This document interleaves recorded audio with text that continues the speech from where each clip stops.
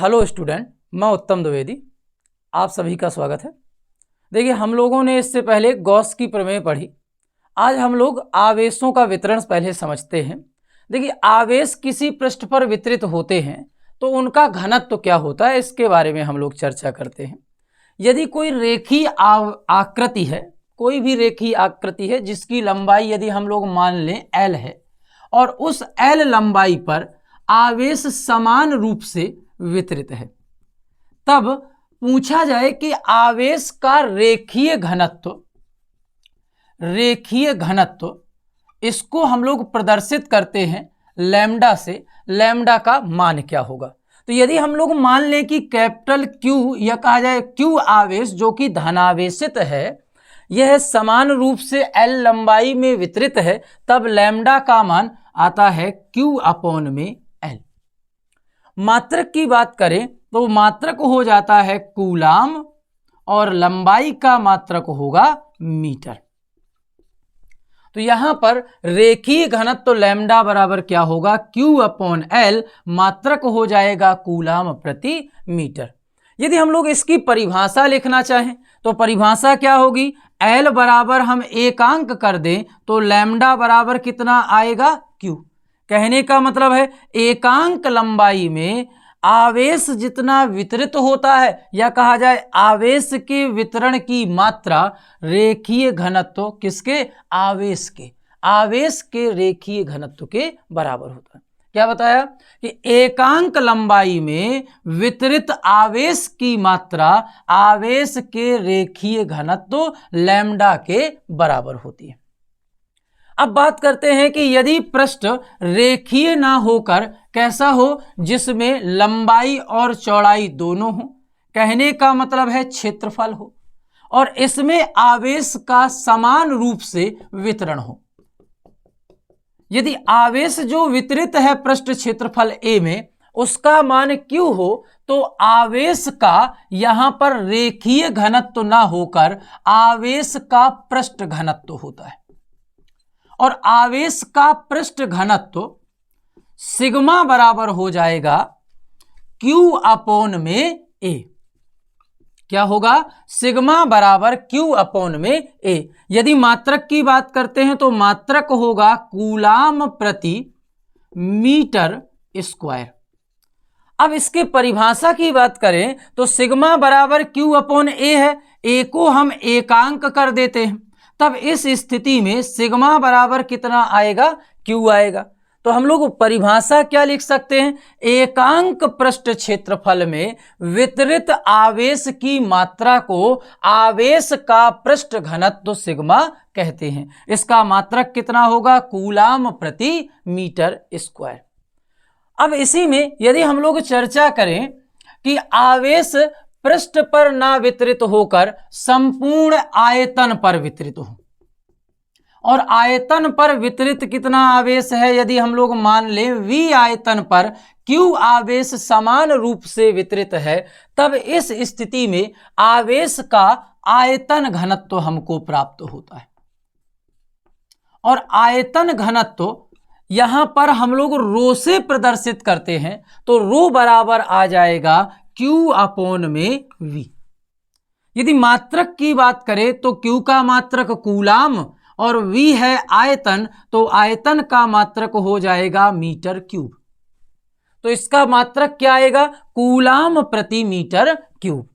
अब परिभाषा की बात करें तो परिभाषा में यदि हम लोग V को एकांक कर दें तो रो का मान यहां पर Q के बराबर हो जाएगा। तब इस स्थिति में क्या लिख सकते हैं? एकांक आयतन में वितरित आवेश की मात्रा को आवेश का क्या कहते हैं? आयतन घनत्व कहते हैं। ठीक है, तो अभी आपको क्या बताया इसमें कि आवेश में हम लोग यदि रेखीय में वितरण कर रहे हैं तो आवेश का रेखीय घनत्व होगा। तब इस स्थिति में यहां पर हमको लैम्डा बराबर कितना प्राप्त होगा? Q upon L। इसके बाद यदि आवेश किसी पृष्ठ पर वितरित है तो क्या होगा? आवेश का पृष्ठ घनत्व, और पृष्ठ घनत्व कितना होता है? सिग्मा बराबर Q अपॉन में A।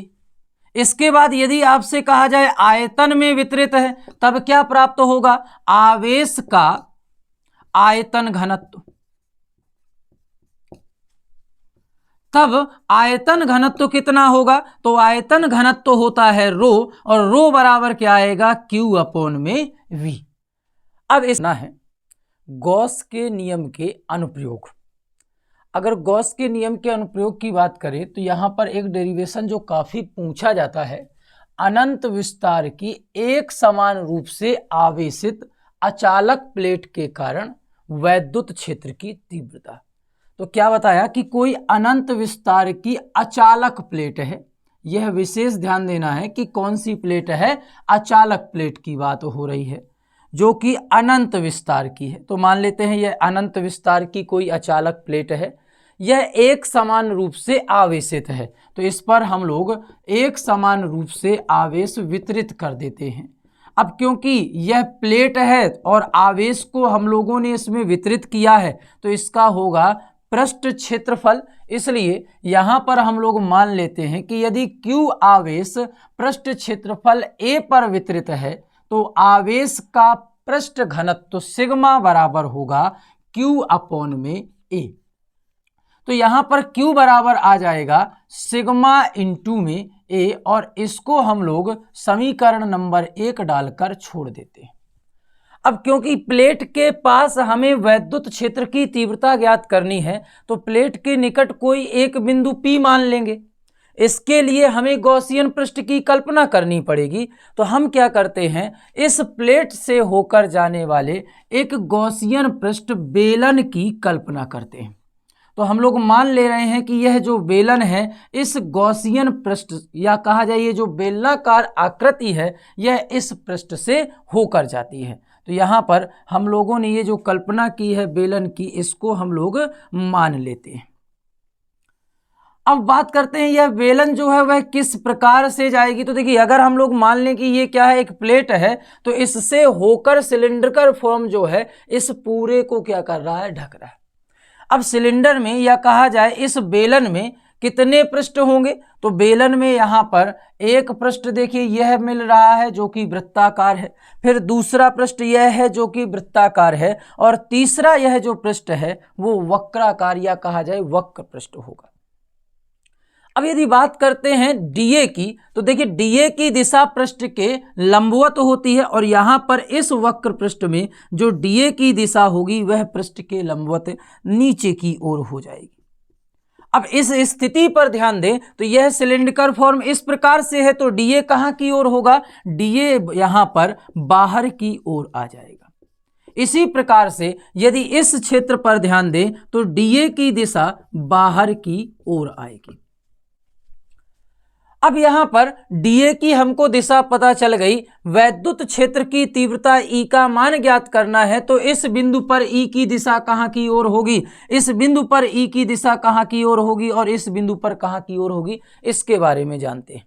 तो देखिए धनावेश है और धनावेश के कारण वैद्युत क्षेत्र की तीव्रता सदैव कहाँ की ओर होती है, बाहर की ओर होती है। तो इसलिए यदि हम इस बिंदु पर E की दिशा ज्ञात करना चाहते हैं तो धनावेश के कारण E कहाँ की ओर आएगा, बाहर की ओर। इसी प्रकार से धनावेश के कारण इस बिंदु पर E बाहर की ओर आएगा, और इस बिंदु पर भी धनावेश के कारण E कहाँ की ओर आएगा, बाहर की ओर। तो इस स्थिति पर यदि हम लोग ध्यान दें तो पहले पृष्ठ पर E और DA समान दिशा में हो गए, दूसरे पृष्ठ पर E और DA समान दिशा में हो गए, लेकिन जो तीसरा पृष्ठ है उसमें E और DA एक दूसरे के कैसे हैं, लंबवत हैं। तो यदि हम कहें इस गॉसियन पृष्ठ से गुजरने वाला फ्लक्स बताइए तो फाई E बराबर होगा समाकलन का चिन्ह पहला पृष्ठ EDA कॉस थीटा प्लस दूसरा पृष्ठ EDA कॉस थीटा और प्लस तीसरा पृष्ठ EDA कॉस थीटा।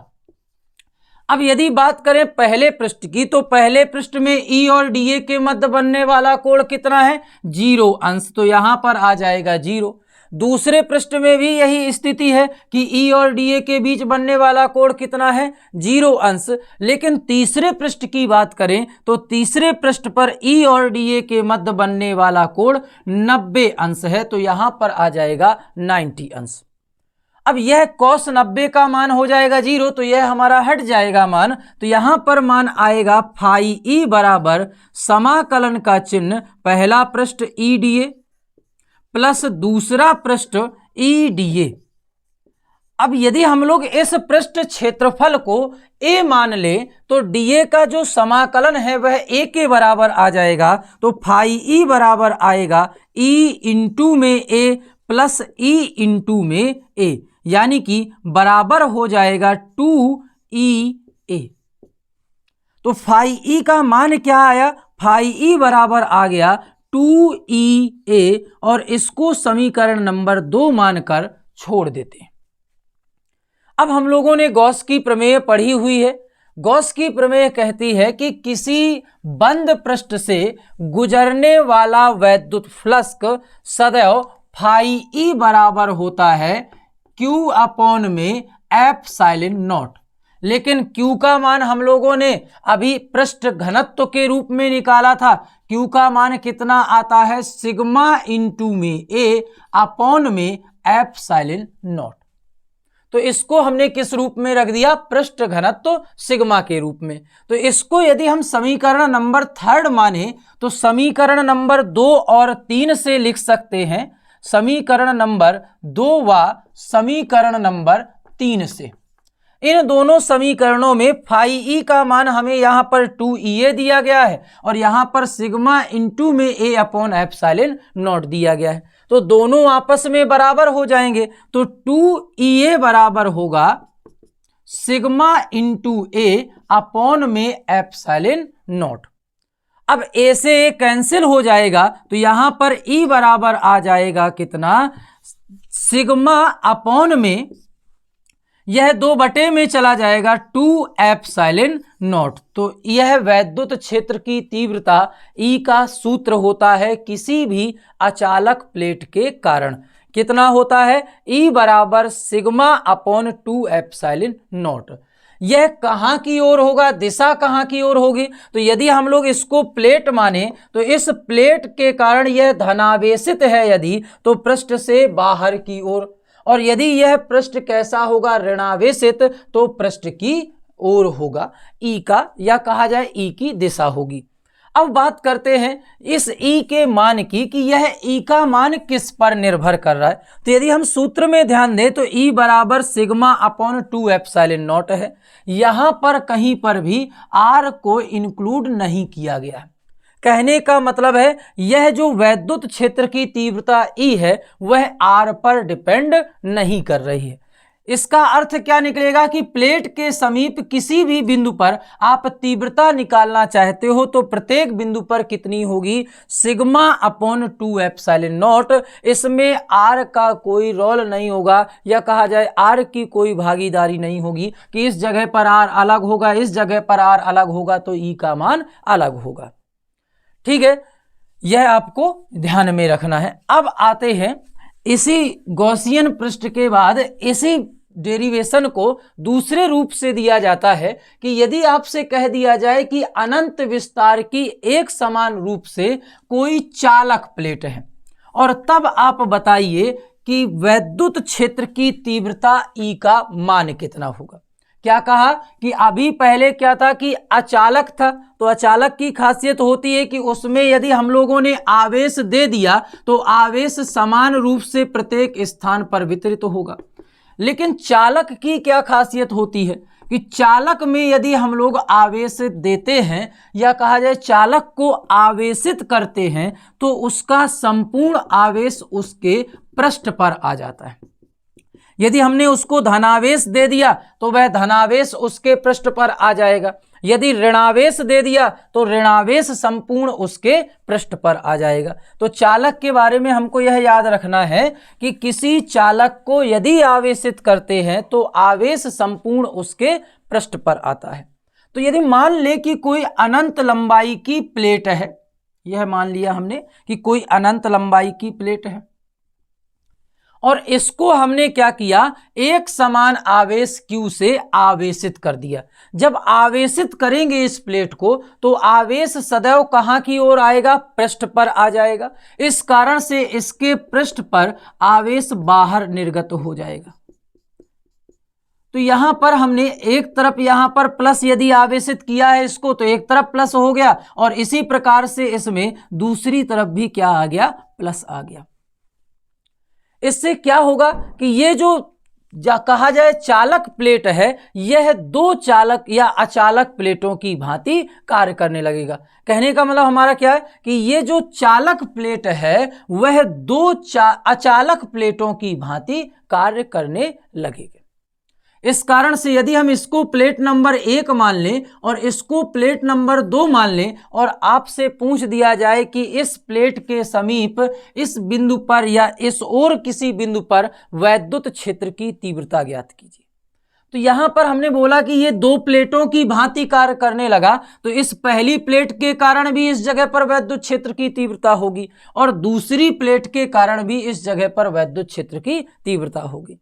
यदि पहली प्लेट के कारण वैद्युत क्षेत्र की तीव्रता हम लोग E1 मान लें और दूसरी प्लेट के कारण वैद्युत क्षेत्र की हम तीव्रता E2 मान लें, तो दोनों समान दिशा में होंगे। क्यों? क्योंकि दोनों धनावेशित हैं और धनावेश के कारण वैद्युत क्षेत्र की तीव्रता सदैव बाहर की ओर होगी। अब हम लोगों ने पढ़ा है अभी इससे पहले कि किसी प्लेट के कारण वैद्युत क्षेत्र की तीव्रता होती है सिग्मा अपॉन में 2 एप्सिलॉन नॉट। तो इस कारण से पहली प्लेट और दूसरी प्लेट के कारण E1 और E2 का जो मान है वह भी कितना होगा, sigma upon 2 epsilon not, sigma upon 2 epsilon not. तब इस स्थिति पर हम आपसे कहें कि बिंदु P पर बताइए वैद्युत क्षेत्र की तीव्रता क्या होगी, तो क्या होगी यहां पर वैद्युत क्षेत्र की तीव्रता E बराबर होगा E1 प्लस E2। क्यों ऐसा? क्योंकि यहां पर दोनों की दिशाएं कैसी हैं, समान हैं, तो दोनों आपस में जुड़ जाएंगे। जब दोनों आपस में जुड़ जाएंगे तो E1 का मान होगा sigma upon 2 epsilon not plus E2 का मान होगा सिग्मा अपॉन 2 एप्सिलॉन नॉट। तो दोनों जुड़कर हो जाएंगे 2 सिग्मा अपॉन 2 एप्सिलॉन नॉट। 2 से 2 कैंसिल हो जाएगा तो E बराबर आएगा सिग्मा अपॉन में एप्सिलॉन नॉट। इसका अर्थ क्या निकला कि किसी आवेशित चालक प्लेट के कारण जो वैद्युत क्षेत्र की तीव्रता है अचालक प्लेट के कारण जो वैद्युत क्षेत्र की तीव्रता थी उससे दोगुनी आएगी। दोगुनी क्यों आएगी? क्योंकि जो चालक प्लेट है वह क्या करेगी, दो प्लेटों की भांति या दो अचालक प्लेटों की भांति कार्य करने लगेगी, क्योंकि उसका संपूर्ण आवेश उसके पृष्ठ पर आ जाएगा।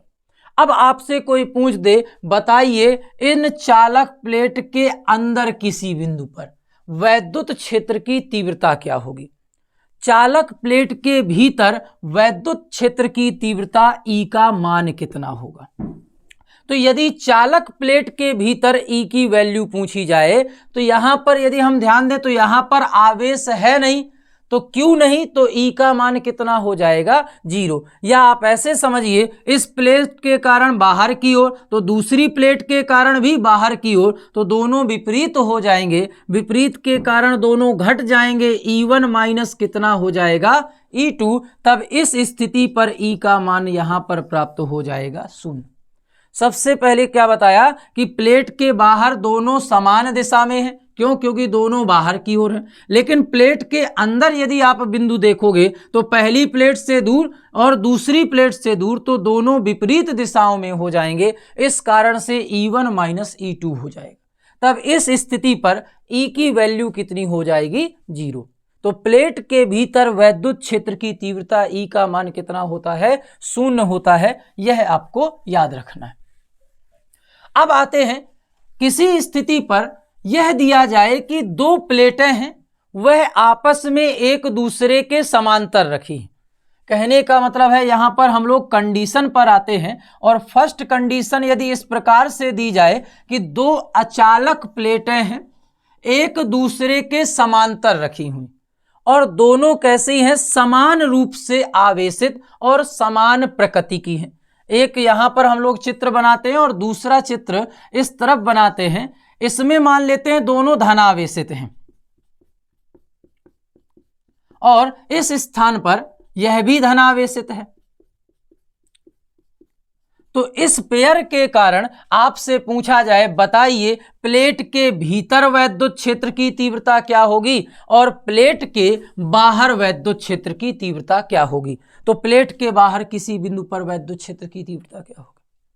अभी बताया ही कि प्लेट के भीतर यदि आप ज्ञात करना चाहते हो, इसको पहली प्लेट मान लेते हैं और इसको दूसरी प्लेट। तो पहली प्लेट के कारण बाहर की ओर और दूसरी प्लेट के कारण भी बाहर की ओर। तो जो E1 और E2 हैं वह विपरीत दिशा में हो जाएंगे।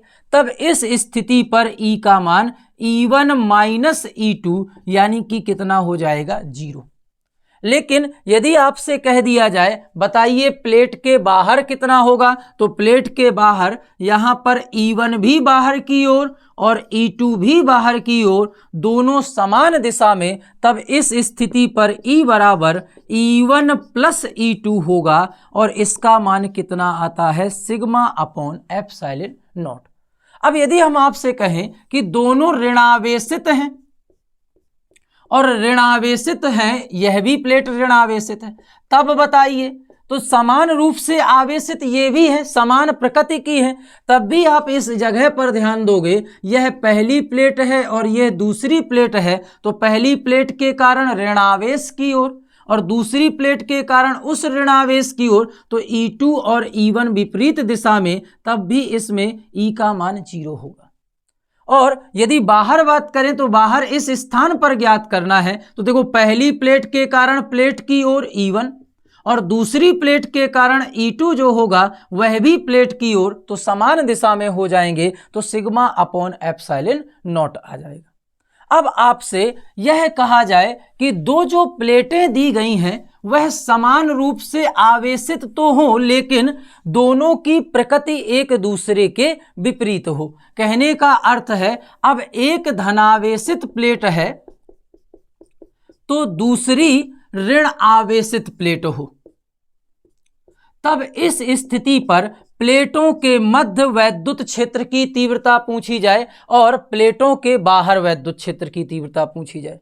अब यदि दोनों आवेश विपरीत प्रकृति के हैं, हम मान लेते हैं कि यह पहली प्लेट है और यह कैसी है, दूसरी प्लेट है। तब इस स्थिति पर यदि हम लोग मध्य बिंदु पर या कहा जाए प्लेटों के बीच वैद्युत क्षेत्र की तीव्रता ज्ञात करें, तो प्लस के कारण वैद्युत क्षेत्र की तीव्रता बाहर की ओर होगी और माइनस के कारण प्लेट की ओर हो जाएगी। तो दोनों की दिशा कैसी होगी, समान होगी। तब प्लेटों के मध्य जो वैद्युत क्षेत्र की तीव्रता E आएगी वह कितनी होगी, E1 प्लस E2। यह सेकंड स्थिति हो जाती है, E1 प्लस E2। और इसका मान हम लोग पहले ज्ञात कर चुके हैं, कितना आएगा, सिग्मा अपॉन में एप्सिलॉन नॉट। क्या बताया कि प्लेटों के मध्य यदि दोनों विपरीत प्रकृति से आवेशित हैं, तब इस स्थिति पर E1 क्या होगा, प्लस प्लेट से बाहर की ओर और E2 क्या होगा, माइनस प्लेट की ओर। इस स्थिति में दोनों जुड़ेंगे, तब E का मान कितना आएगा, सिग्मा अपॉन में एप्सिलॉन नॉट। अब यदि आपसे कह दिया जाए प्लेटों के बाहर बताइए वैद्युत क्षेत्र की तीव्रता क्या होगी, तो प्लेटों के बाहर देखिए प्लस के कारण प्लस प्लेट से दूर, लेकिन माइनस के कारण प्लेट की ओर होगा, तब E2 का दिशा जो होगी वह E1 के विपरीत हो जाएगी। तो प्लेटों से बाहर E का मान कितना होगा, E1 माइनस E2। तब इस स्थिति में देखो E1 और E2 तो दोनों बराबर होंगे, तब E का मान कितना आएगा, 0 हो जाएगा। ठीक है, तो यहां पर हम लोगों ने जो पढ़ा, किसी भी अनंत विस्तार की अचालक और चालक प्लेटों के कारण वैद्युत क्षेत्र की तीव्रता का मान। आज हम लोग इतना ही क्लास में पढ़ते हैं, इसके आगे हम लोग अगली क्लास में देखेंगे। यदि वीडियो अच्छा लगा है तो आप कमेंट और लाइक जरूर करिए। धन्यवाद।